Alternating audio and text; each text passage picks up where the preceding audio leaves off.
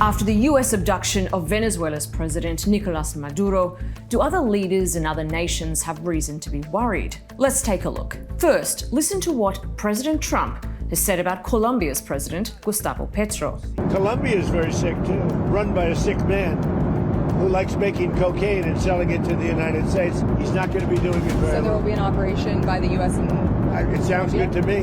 Yeah.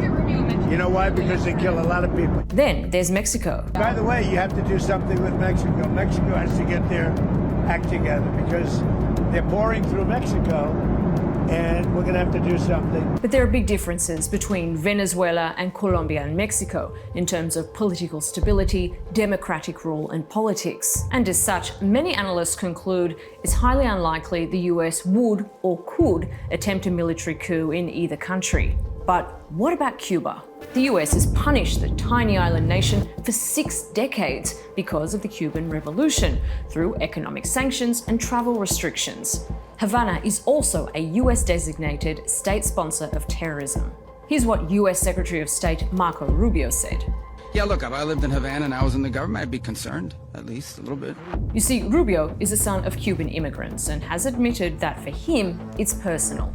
He's a vocal opponent of Latin America's leftist leaders and is credited with crafting Trump's hardline approach. Is the Cuban government the Trump administration's next target, Mr. Secretary?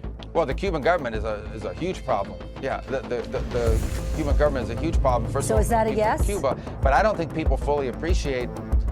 I think they're in a lot of trouble. Yes, I'm not going to talk to you about what our future steps are going to be and our policies are going to be right now. It's not just Latin America.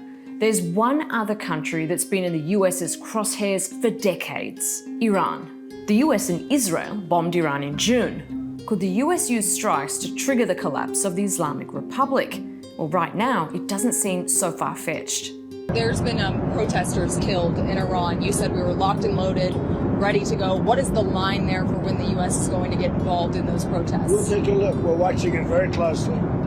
If they start killing people like they have in the past, I think they're going to get hit very hard by the United States. All this from a president who promised to end American wars.